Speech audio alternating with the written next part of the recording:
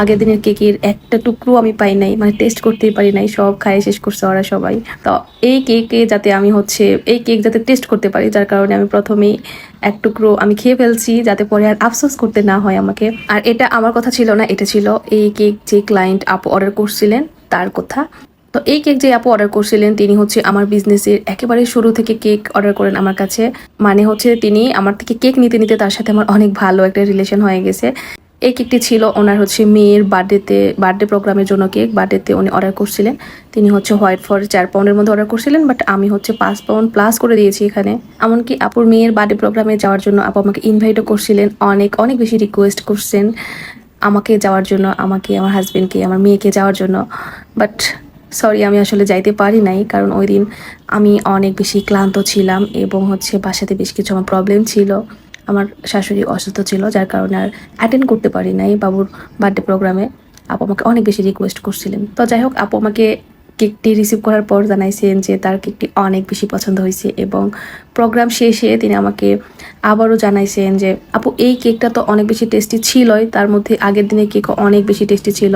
আর আপু এই কেকটি নেওয়ার ঠিক আগের দিন তার হচ্ছে বোনের বার্থডের জন্য আরও একটি ছোট্ট কেক নিয়েছিলেন। আগের দিনের কেকের একটা টুকরো আমি পাই নাই, মানে টেস্ট করতেই পারি নাই, সব খাইয়ে শেষ করছে ওরা সবাই। তো এই কেকে যাতে আমি এই কেক যাতে টেস্ট করতে পারি, যার কারণে আমি প্রথমেই এক টুকরো আমি খেয়ে ফেলছি, যাতে পরে আর আফসোস করতে না হয় আমাকে। অনেক অনেক বেশি মজার ছিল এবং প্রোগ্রামে সবাই অনেক বেশি পছন্দ করছেন, এবং আমার বাবার বাড়ি, শ্বশুর বাড়ি সবাই অনেক বেশি পছন্দ করছেন। অনেকে তো বিশ্বাসই করতে পারছে না যে নওগাঁতে এত ভালো এত সুন্দর কেক পাওয়া যায়।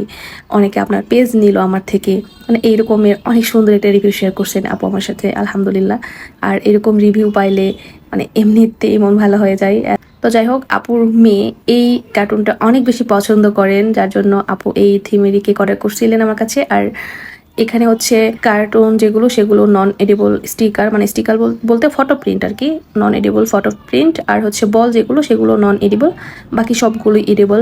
স্টার, তারপর মেঘ, তারপরে যে মার্শমেলো টাইপের যেটা, এটাও, এগুলো সবগুলো চকলেট পেস্ট দিয়ে করা। তো লাস্ট অব্দি কেকটি আপনাদের কাছে কেমন লাগছে অবশ্যই জানাবেন। ক্লায়েন্ট আপু তো অনেক অনেক বেশি পছন্দ করছেন, এবং তিনি আমার থেকে অনেক আগে থেকে যেহেতু কেক নেন, তার বাবার বাড়ি তারপর শ্বশুর বাড়ি সবাই আমার কেক অনেক বেশি লাইক করেন, আলহামদুলিল্লাহ তার জন্য। তো আপনাদের কাছে এই ডেকোরেশনটি কেমন লাগছে অবশ্যই জানাবেন। আর যদি ভালো লেগে থাকে সবার কাছে রিকোয়েস্ট থাকবে, প্লিজ ভিডিওটি একটি করে শেয়ার করে দিবেন। সবাই ভালো থাকবেন, আল্লাহ হাফেজ।